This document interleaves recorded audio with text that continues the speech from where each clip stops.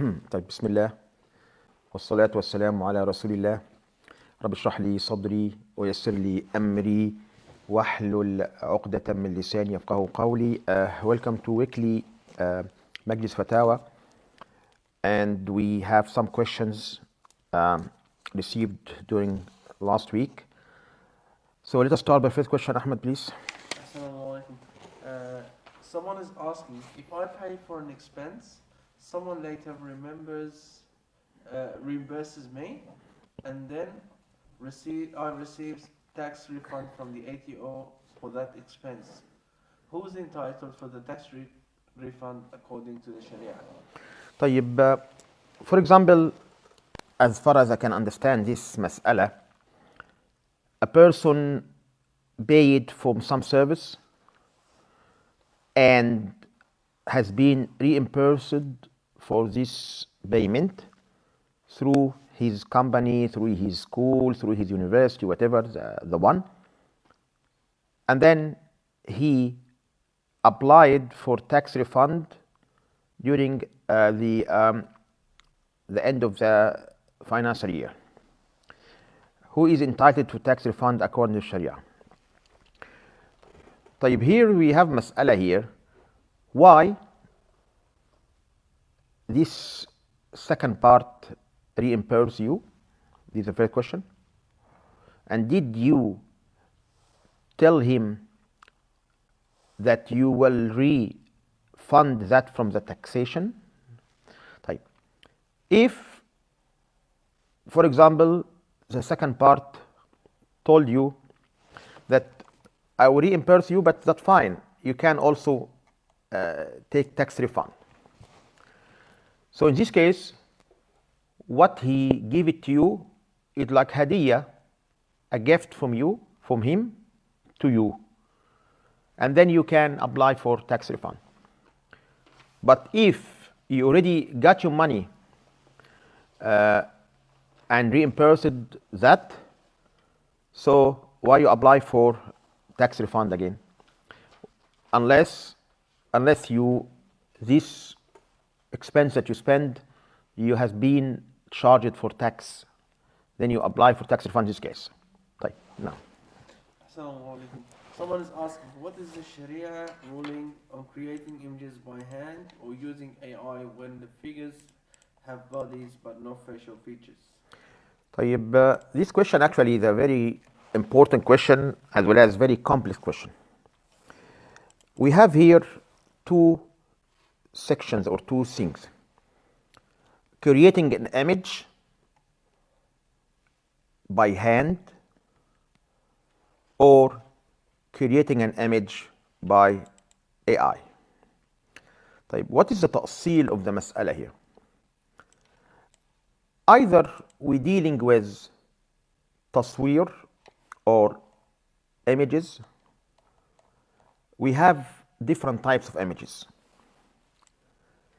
So we have the 3-dimension images that have dhill, have shadow, and non-3-dimension images that don't have shadow.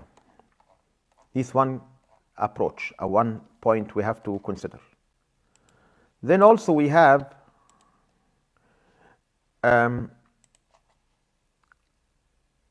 the living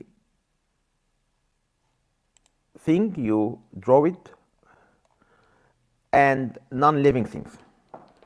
يعني, let us explain it in this way. For image 3-dimension means it has تجسيم يعني. This either two things, either living or non-living. طيب, example of living: human, animal. طيب, non-living: mountain, tree, all this kind, non-living. So far, there is some ilal here, some reason behind this one. The first one, copying Allah's creation. When you do these such statues, as you can see, these statues you try to copy Allah creation. Second, it has maybe a consequences of performing shirk wal-'iyadhu billah. And if you look to the tafsir Abdullah ibn Abbas in Surah Nuh that has been narrated by al-Qurtubi and Ibn Kathir and al-Tabari, that the reason of existence of the idols was something like that. Between Prophet Idris and Nuh, there is a gap. This gap, the shaitan took this gap to corrupt the tawheed of the people, corrupt the belief of the people. Initially, there was 5 people, righteous people, Wadd wa Suwa' wa Yaghus wa Ya'uq wa Nasra. As Allah said in Surah Nuh, there are 5 righteous people. Surah Nuh, Allah mentions the names. And these 5 righteous people passed away, and the shaitan deceived the people by saying to them, you can draw a picture for them. So you, when you look to this picture, it is encourage you for more worship. Time by time, instead of picture, they did a timthal, statues. Time by time, when the new generation start to far from the original time, the shaitan deceive them and say to them, this is your gods, and you start to worship. So the presence of this such 3 dimensions, which are living things, complete part of the body, and full status of person, full status of something living. This may be a reason for shirk wal-'iyadhu billah in the future. Also, one of the dhari'ah has these 3 dimensions, that the malaika will not enter a place where is this pictures of dhawatul arwah, the one with living. And the last thing is the tashabbuh bil kuffar. It is just copying the kuffar when they have this status type. This is the 3 dimension. While the non-living, no problem with non-living. Even 3 dimension, no problem. Like for example, if you look behind, we have a fake this leaves. This is actually made. It's not haram to have this such fake what's called plant. Yeah, there's no problem in this case. طيب. And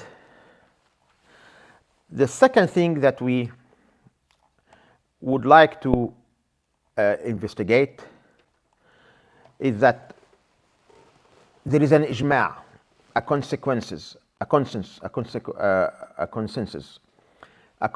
between the scholars, al-Ahnaf, al-Shafi'iyya, al-Malikiyya, al-Hanabila, that's haram to have a timthal status, full status for living person. This haram bil ijma', no one argue. However, if this status incomplete, it is lost section that it does not allow the person to live alive, like if half status, it become not haram, maybe makruh. Still, and also if this status without head, الرأس الصورة, حديث عبد الله بن عباس, الرأس الصورة, so the picture is the head. فإذا طمست الرأس فلا صورة. If the head has been demolished, there is no pictures. You can have half status or status without head. This is for, I'm not saying that it's permissible, but I'm saying it is not haram like you have full status. طيب. Then this is for living. For non-living, no problem. طيب. Next point, which may be tricky one, the picture itself. You have draw a picture of portfolio, face of someone, or animal, lion or horse, you draw it on the paper or in fabrics or in the wall, all that. طيب, there is no ظل here. If there is ظل here, there is shadow here, it is no 3 dimension, it is مسطح, it is flat. Still the جمهور except مالكية means حناف, شافعية and حنابلة, it's مطلق حرام, even it's 2 dimension, except for children. If you have for cartoon, for example, children, just it's not a problem, or cartoonic drawing, or something صور مهانة, disrespected thing. And for example, if you have a mat, you put it in the front of your door, this have some picture, no problem in this case. If you have, for example, a bed cover, this also no problem. All of these صور مهانة that يعني you're not respected, in this case, يعني it could be permissible. But generally, to put it in the wall, hang it on the wall, even a picture not 3 dimensional, and the jumhur, it is haram. Malikiyya have different opinions. The Malikiyya said it's makruh. And makruh, you cannot say haram.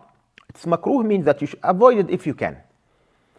And if these pictures, as we mentioned, like a pillow, like a curtain, like a plate, sometimes you have some plate, have some nuqushat, some draw in this plate, and you eat in that. According to Malikiyya, no problem. طيب.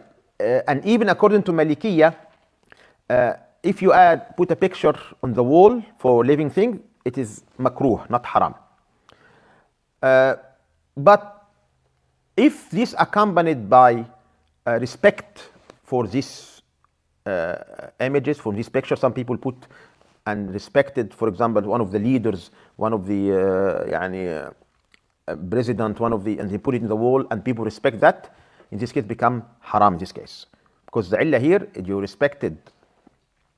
So, المسألة هنا, we have now 2 things.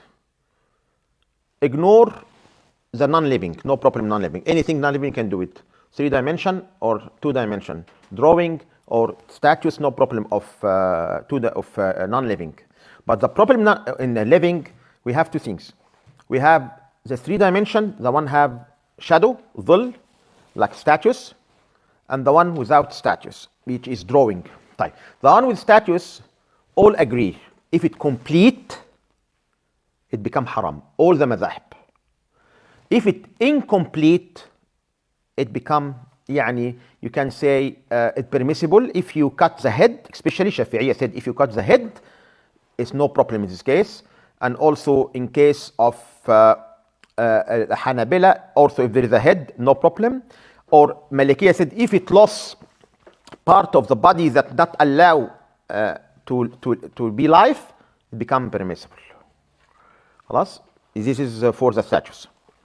For the صور مسطحة, the drawing, the Jumhur said it is haram, except if it's using for something disrespectful, like using in a mat, in a curtain, all of that.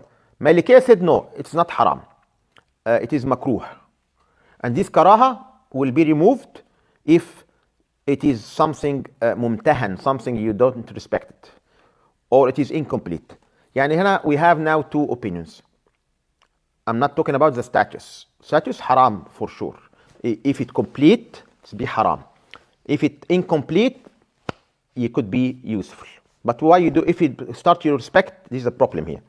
And if half of the person and you put it in a square and people start to look for this, it has become now haram because you have another illa now which is may lead to shirk والعياذ بالله. طيب, but if there is a picture, draw with pictures, you draw pictures, this you have 2 opinions here. The Jumhur, same حكم of the statues, 3 dimension, it's haram. While the Malikiyya said it's makruh. And this karaha will be removed if it's something mumtahan, like a pillow, like a curtain, like plates, all of that. يعني for example, if if you went to someone of your friend, and he follow Maliki opinions, for example, and he served the food in a plate with the pictures, what you should do? Throw it in his face? His opinion, it is, you can do that. Yeah, and if you have a plate, on this plate some photos of some living things, according to Malikiya, it's permissible because it's something mumtahan, you disrespect. طيب. Now understand the rule now? طيب. Some people, for example, do some cake in a form of human being, in a form of عروسة المولد مثلا. تعرف عروسة المولد؟ احنا we are approaching the Mulid, not, we don't celebrate Mulid, by the way, but I'm saying some people celebrating Mulid soon, and they, in this celebration, they have like a عروسة المولد, يعني بسموها ايش? They have like a girl, they have it like a doll, and from sweet, and they sell it in this season. Anyone see that before in his culture? We have it in Egypt. They have called عروسة المولد. So عروسة المولد, as a kind of تأصيل, الشافعية said it's haram to design it. But if someone designed it, then it's not haram to sell it, because it will be mumtahan. It will not be respected. The people will eat it. So, but anyway, al-Malikiyya said it's permissible. Yani it having the same rule like something mumtahan. But if you copy something which is not from Sunnah, this become another restriction. طيب, what about some people draw non-imaginable pictures, like for example, human with two wings, human with a head of animal. Shafi'iyya said it's prohibited. Even it is not real, but prohibited because Allah Azza wa Jal said, لَقَدْ خَلَقْنَا الْإِنسَانَ فِي أَحْسَنِ تَقْوِيمٍ. Allah said, we have created the human in a best format, best shape, and then you try to change that. طيب, the doll and the toys of the kids, it is a mustathna, exception, all the fuqaha, because Sayyid Aisha herself has doll, used to play with it. طيب, الترجيح, or after that, it's بالإجماع, consensus, haram, any three-dimension photo. Photo, you can have shadow, الظل. إجماع. For the other one, and if you have three-dimension photo incomplete, it's not haram, it become makruh, and become permissible if you need it. Because you cut part of the body. طيب. While the صور المسطحة, the two dimension, الراجح الجواز عند الحاجة. It's permissible if you need it, especially if there is mumtahan or incomplete. It is mumtahan or it is disrespectful and incomplete, and you do something for permissible purposes. But you can't say haram, because the Malikiyya said it is makruh. So you cannot say it's haram, because the Malikiyya said it is makruh. طيب, and also it's permissible toys of the kids, you can have it. We have in our section of prayer area for kids, they have some toys, some dolls. It's not haram because they are playing with that. طيب, back. What about photography? Having a phone photo, because some people may be strict in this section and they do not allow even to take photo. But actually, look what is the illah. When you take photo, are you creating something new? The same person. You just like a mirror. So taking photo with your mobile, with camera, with any kind of this technology, it is similar like you look in the mirror. So it's not haram. Although some scholar make it very strict about even the photography, and they not allow even to have such photography except for some maslaha, some documentation. But al-rajih, you can use photography. But to use photography like a people doing in a wedding and put like a photo of the groom and the bride, for everyone can see it, and put it in a wall. All this not from Sunnah, and this one يعني one of the things that we have to avoid it. طيب, back to go to AI. Artificial intelligence, it will have the same concept, because instead if you draw by your hand, you use the AI technology to draw. So we have the same ruling now. If it is try to have like a 3-dimension and resemble the human being in this case, and you have to look what is the purpose of that. Some people use it for fun, for entertainment. No, in this case you have to close this gate.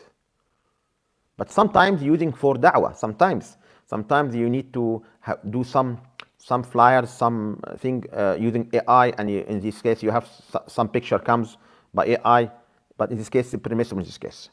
But generally it depends on the what you are doing. If you are doing for entertainment or for anything, this be not permissible. But if you have struggled to find a way that you promote for the da'wah, motivate the people for sadaqah, and then you can use AI for designing flyer, designing a poster, all that. In this case, it will be permissible. But to be honest, al-amr still in research. So no one can say it's haram, because it's something new, and it depends. You have to understand what is the mechanism of the AI, how it's work. But to say haram, I don't have the ability and the power to say it's haram directly. But I said, of course, if you use it for something haram, it will become haram. Not because it is, but because that you're using it for haram thing. طيب, وضحت الصورة؟ Assalamu alaikum. With the AI, you mentioned it for hand drawn, but applications like Snapchat, for the face, it makes You're playing with the face? لا, face. هذا the same. لقد خلقنا الإنسان في أحسن تقويم. We have created the human in the best format. So when you use this, of course, it's haram. Changing your face by adding some funny thing and changing the no. So this is قولا واحدا. It's not permissible. Assalamu alaikum. Someone is asking, what is the Sharia ruling on buying a house where the final purchase price is unknown at the time of the contract, and only an estimated price is provided? Does this constitute prohibition? Gharar? We're not stopping. People will not stop asking about buying house. Always we receive from time to time about buying house, because subhanallah, it is very common question, and also it is very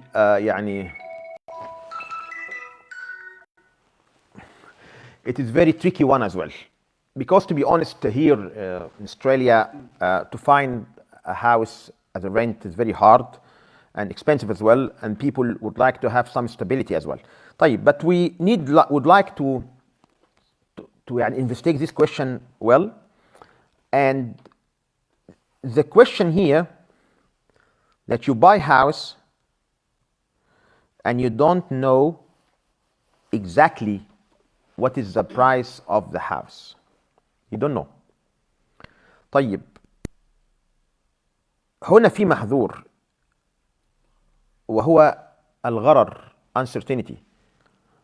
المحذور هنا نهى النبي صلى الله عليه وسلم عن الغرر. Prophet Muhammad صلى الله عليه وسلم forbade the غرر, uncertainty. And the غرر comes here because when you start this contract, you have to know from the beginning how much this house and over how many years you buy this house. I saw some of the contract, unfortunately, from some companies that they claim they are Islamic finance. What they're doing, they arrange for you to take loan through third party. For example, 500K. Use this loan to buy a house. How much this house? You don't know. But they agree with you that you will pay, for example, for 30 years, and each year has 12 months. For example, 360 payment. And every payment is variable. It will change from time to time based on what's called interest rate or something like that. So you don't know exactly how much you pay per year. And they said in this contract that at the end we will estimate what's called exercise price. Whatever they named. يعني the exercise price at the end of the 30 years, and they said, but we يعني more likely you'll not pay more than what you paid. But if you paid more, you don't know what you are going to pay. So here we have a problem here. The problem here, the contract is not agreed from the beginning about the initial price. And you don't know what you are paying. And you don't know what happened if you stop paying. You lost all this money, and how much you get, how much you lost. So this is gharar. In addition, they give you this loan. They are not the direct person who give you the loan. And what they have, they are not own the house. They just give you money. Because if you want to make an installment, it has to be from the owner, direct, not from this company, this finance company. When you have that relation from the owner directly, then you have to determine what is the price of the house exactly. You have to know from the beginning. And if you want to buy it cash, go cash. If you want to buy it on 30 years, you have to know how much you pay over the 30 years. It has to be clear from the beginning. Otherwise, it becomes like an indirect way for riba. If you don't own the property, and then you give the money for someone to buy it, and then he pay for you this loan in a form of the price of the house, then what is the difference between that and the conventional bank? No difference. So be careful when you're dealing with that, and try to ask and read before you sign the contract. I know some of them, they just give you 150 pages on the day of signing. Yalla, go and sign. But this does not allow you to sign without you looking for what I mentioned.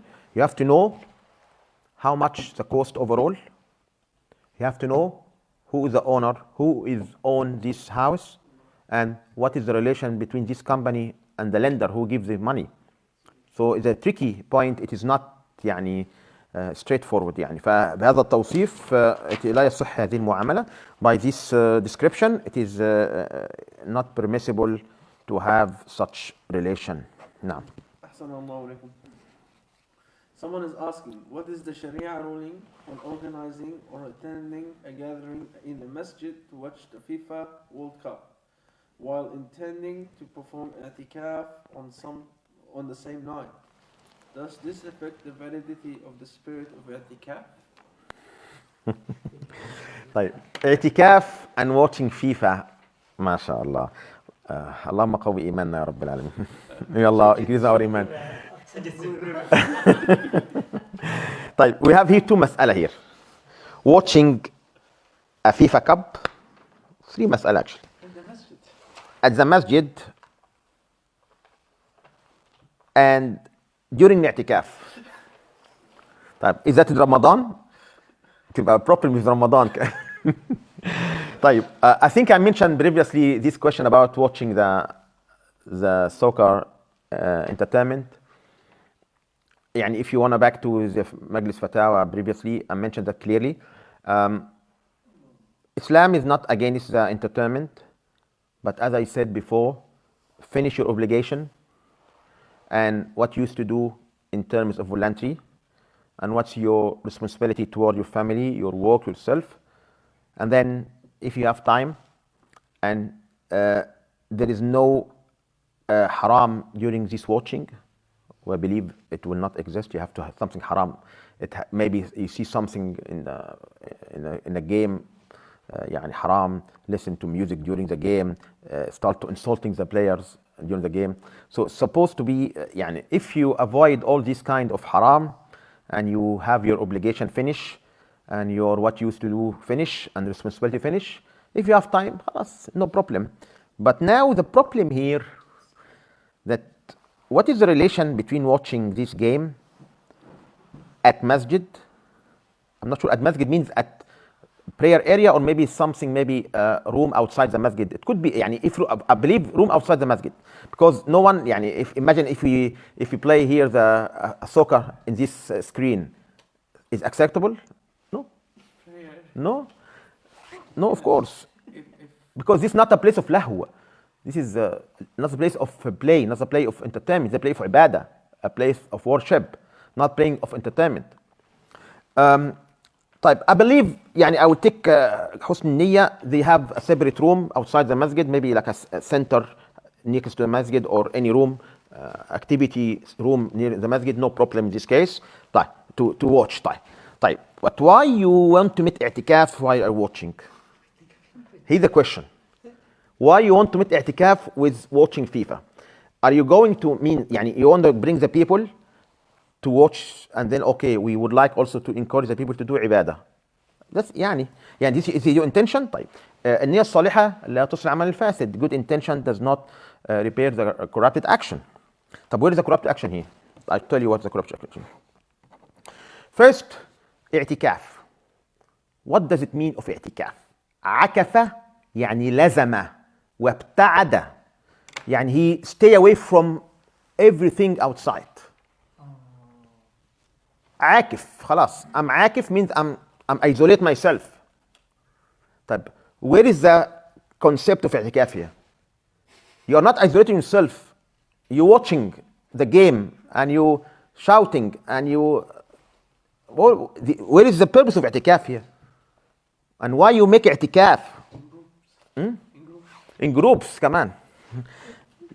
يعني now we try to understand, يعني try to misuse the deen. This is not the deen. This now be like a mixed with deen and lahu. يعني how you people time by time will not respect the i'tikaf. I'tikaf is a ibadah. You mix ibadah with lahu. I'm not telling now this lahu is halal or haram. This is a different story. But suppose this lahu is halal, خلاص. But you mix the lahu with the ibadah, it doesn't work. خلاص. Want to watch FIFA? خلاص. Don't say i'tikaf, qiyam layl, all that. Why? People time by time they disrespect and not يعني have a valuable term of these definitions. When you every time come for watching and do i'tikaf, come for soccer entertainment and do i'tikaf, and when you ask them to in Ramadan come for i'tikaf, okay, are you playing games in this i'tikaf in Ramadan? No. Subhanallah. This is one point, that now we are not يعني respect the ibadah, because ibadah is ibadah. i'tikaf, isolate yourself for anything, distract yourself from ibadah. طيب, the second point or third point about doing i'tikaf or gathering the people for i'tikaf outside the month of Ramadan. هناك خلاف بين العلماء على هذا الفعل. There is a debate between the scholars about calling the people for i'tikaf other than Ramadan. Because the Nabi Muhammad sallallahu alaihi wasallam never did i'tikaf in months other than Ramadan, except in Shawwal, when he canceled his i'tikaf in one Ramadan and he compensated in the Shawwal. But he never called the Sahaba outside these months to go to have i'tikaf. However, you can do i'tikaf other than Ramadan if you have a vow, nadr. Like Umar ibn Khattab, جاء النبي صلى الله عليه وسلم قال إني نذرت في الجاهلية نذرا أن أعتكف ليلة أو يوم في المسجد الحرام. He said to النبي محمد صلى الله عليه وسلم, I have a vow to do an i'tikaf in the Jahiliyyah time, in the ignorance time, in one day, one night at Masjid al-Haram. He said to him, go and fulfill your i'tikaf. So means that you can do i'tikaf as a kind of nadhr. This is the opinions of the scholars, that it is not allowed to have i'tikaf other than Ramadan. The other scholars, minor, they said it is ibadah and voluntary. You wanna do i'tikaf at any time. But يعني الراجح الذي أرجحه أنه لا تجوز الاعتكاف إلا في رمضان. It's not permissible to have i'tikaf other than Ramadan unless there is a need like a vow or nadhr, you do it. يعني خروجا من الخلاف, to exit from الخلاف between the scholars. نعم. الرباط. ما معنى الرباط؟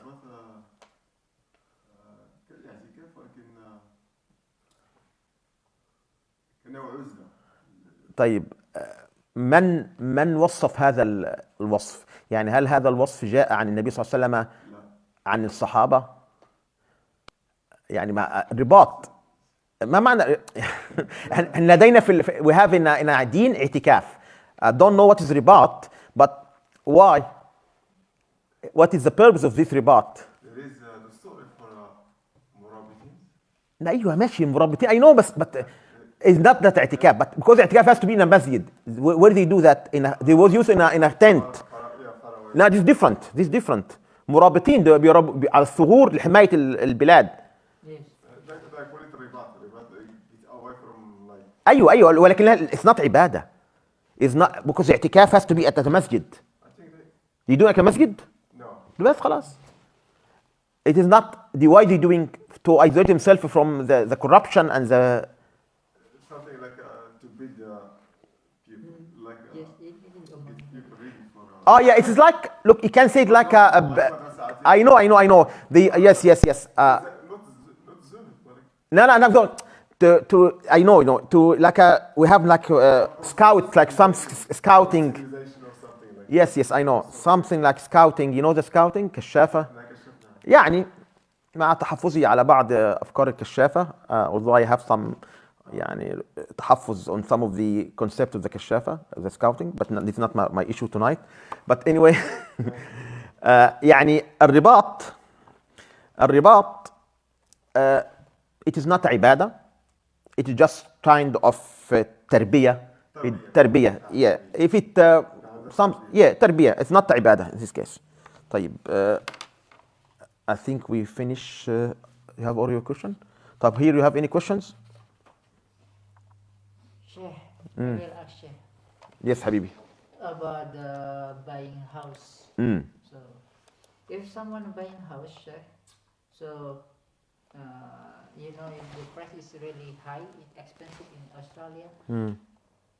So, how if we buy the house using the month by month, is the installment? Is it directly to the owner? This directly to the owner, but the owner say, if you buy cash, I will give you cash back like this. But if you don't buy installment, you should pay. I think like more higher. طيب. Installment has requirements. First, agreement between both party, the owner and the buyer, about the total price as a cash and a total price as an installment. And before leaving the place of agreement, you decide which one you want to go. But if you leave the place without deciding, هذا what's called بيعتان في بيعة. نهى النبي صلى الله عليه وسلم عن البيعتان في بيعة. Prophet Muhammad صلى الله عليه وسلم forbade two transactions in one transaction. Because now you have two transactions, cash or installment. So, and you leave the place without determining which one you go. You have to finalize the agreement before you leave the place. Are you going with the cash or are you going with installment? Once you agree about that, خلاص, no problem. So if is it allowed to make the price higher? Yes.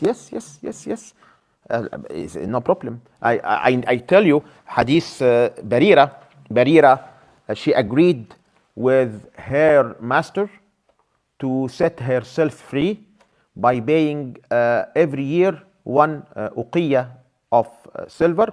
So overall 9 uqiyyas over 9 years. See, installments, yeah, no problem. You can have an installment, no problem. Even higher than the cash, it's no problem. Okay, sure. Yeah, no problem. So But you have to agree from the beginning and decide which one you go with. Okay, sure. So how about if there is two akad, Sheikh? To aqd. Akad, first akad is we buy, but second akad we borrow money from the bank. I mean, the bank pay for the Okay. owner and طيب we- different story now بقى. Now different story.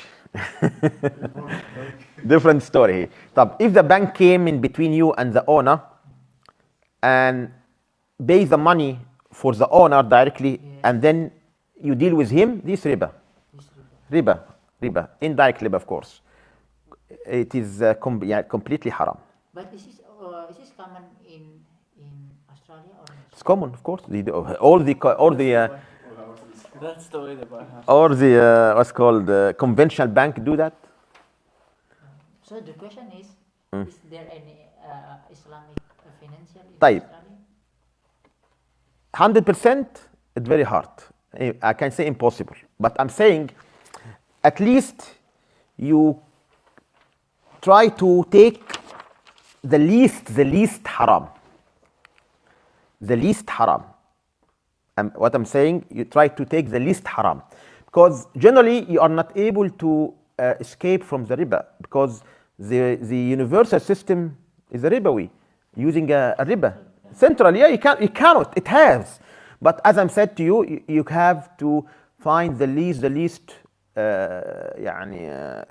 problem as much as you can. So generally, try to avoid to have uncertainty. Means that you have to know from the beginning what's the total price. I give you the golden rules that you any contract have it at least the minimum mistakes, the minimum errors.